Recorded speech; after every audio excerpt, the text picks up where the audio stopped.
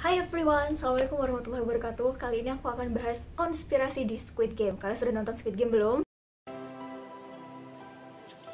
9 misteri Squid Game yang belum terpecahkan. Pertanyaan-pertanyaan ini belum terjauh di permainan maut 9 misteri di Squid Game yang belum terpecahkan. Seri Squid Game yang tayang di Netflix dan banyak banget dipuji oleh penonton karena jalan ceritanya yang seru dan bikin penasaran. Tapi, serial ini yang dibintangi oleh Lee Jung Jae dan Park Hae Joo ini masih menyisakan misteri yang belum terjawab hingga episode terakhir, yaitu episode 9. Apa aja sih misteri yang belum terjawab itu?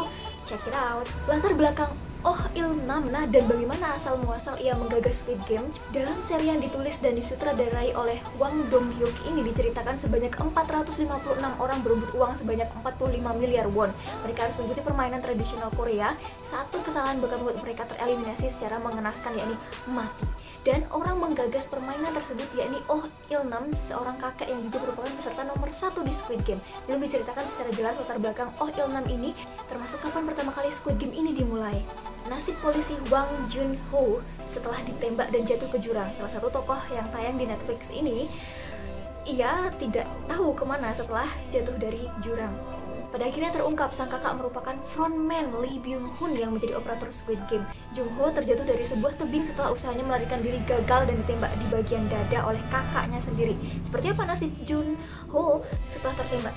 Itu belum diketahui. Pasalnya dalam scene Jun-ho hanya terjatuh dari jurang tanpa diketahui nasibnya kemudian. Ponsel Jun-ho yang terus hidup meski berhari-hari tidak dicas. Saat menyusup ke pulau tempat survival game Squid Game, polisi Wang Jun-ho membawa serta ponselnya. Jun-ho yang menyamar sebagai staf kompetisi punya ponsel menyisakan baterai hanya tinggal 50% aja. Tapi anehnya, meski tinggal setengah dan dipakai berhari-hari untuk merekam video, foto, dan juga mencatat apa yang dilihatnya, baterai Jun-ho tidak kunjung habis meski tidak dicas. Bahkan saat dikejar oleh para tentara staf Squid Game, Jun-ho masih sempat menggunakan ponsel untuk mencari sinyal. Nasib file video dan foto yang dikirimkan oleh Jun-ho ke atasannya. Saat berusaha melarikan diri, Jun-ho terdampar di sebuah pulau. Ia berusaha menghubungi atasannya untuk melaporkan kekejaman yang dilihatnya di permainan Squid Game. Namun naas, di pulau tersebut ternyata susah sinyal. Sempat bisa bertelepon dengan komandannya, namun komunikasi tersebut terputus di tengah perbincangan. Jun-ho pun kemudian mengirimkan video dan foto Squid Game, namun belum sempat diketahui apakah file tersebut terkirim atau tidak. Ia keburu tertangkap. Nah, penasaran nih, gimana ya nasib file-file kira-kira terkirim atau enggak?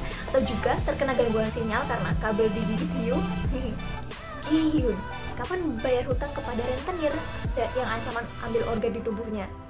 Alasan tokoh utama Gi-hyun mengikuti Squid Game adalah salah satunya yakni membayar utang kepada lintah darat yang mengancam akan mengambil organ tubuhnya. Namun setelah menjadi pemenang, Gi-hyun ternyata tidak mengambil uang hadiah kompetisi maut tersebut.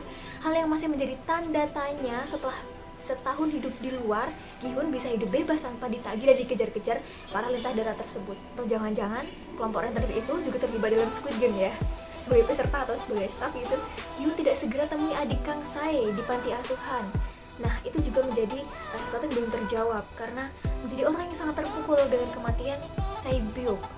Ia menjadi marah saat mengetahui Sae-byuk tewas di tangan Sang Woo yang juga sahabat Gi-hyun. Siapa sebenarnya sosok tokoh yang diperankan oleh Gong-ho?